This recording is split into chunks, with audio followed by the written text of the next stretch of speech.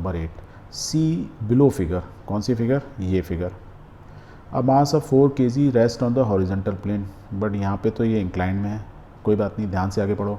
A mass of 4 kg rests on the horizontal plane. The plane is gradually inclined until an angle Q is equal to 15 degree. Okay, पहले ये जो था horizontal था, उसको incline करते करते theta degree, theta दी की value दी हुई है 15 डिग्री, 15 डिग्री तक हमने इसको कर दिया। मास हमको इसका दिया हुआ है 4 kg, वेरी गुड। थीटा हमको दे दिया with the horizontal, the mass just began to slide. हमने जब इसको ऐसे ऐसे बढ़ाते गए 15 डिग्री के, तो ये मास हमारा स्किड करने लगा। So what is the coefficient of the friction between block and the surface. तो ब्लॉक और सरफेस के बीच में कोफिशिएंट ऑफ फ्रिक्शन कितना होगा। अब ये देखो, इस डायग्राम में सब कुछ तो दिया हुआ है, मास है, नीचे mg लगेगा, ये एंगल थीटा है, ये थीटा है, तो ये mg cos थीटा होगा, ये mg sin थीटा होगा। Reaction force is the normal force, तो और क्योंकि ये इसके नीचे को करेगा तो फ्रिक्शन फोर्स कितना लगेगा, स्टैटिक फ्रिक्शन फोर्स ऊपर को लगेगा, that is mu R.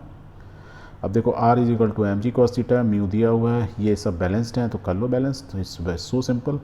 Mu हमको पता लगाना है तो हम पता लगा सकते हैं, let's find out. Under the equilibrium condition we will say, we can say that कि left hand side means this side, ये force is equal to this होना चाहिए, this is our first equation. And right, ये वाला vertical वाले जो है means इस डायरेक्शन में देखो r is equal to mg cos theta. अब r की वैल्यू यहाँ डाल दो तो म्यू निकाल सकते हो, तो डाल दो यार, let's put it. So we can say mg sin theta is equal to mu, r की वैल्यू हमने यहाँ से डाल दी mg cos थीटा। हमको क्या पता लगाना है, म्यू, तो म्यू ये वाली वैल्यू को लेफ्ट हैंड साइड ले जाओ। ये ले जाने से पहले बहुत सारी चीज़ कट जाएंगी, क्या कर देंगे, mg कट गई, काट दो यार, लेट्स कट इट। और cos थीटा को sin थीटा के लेंगे, क्या बोलेंगे, tan theta is equal to mu, और mu is equal to we can say tan theta. तो हमको क्या पता ना, कोफिशिएंट ऑफ फ्रिक्शन ही तो पता लगाना, तो हमको मालूम चल गया। अब थीटा की वैल्यू हमको दी हुई है, कितना दिया है, 15 डिग्री, तो mu is equal to tan 15 degree.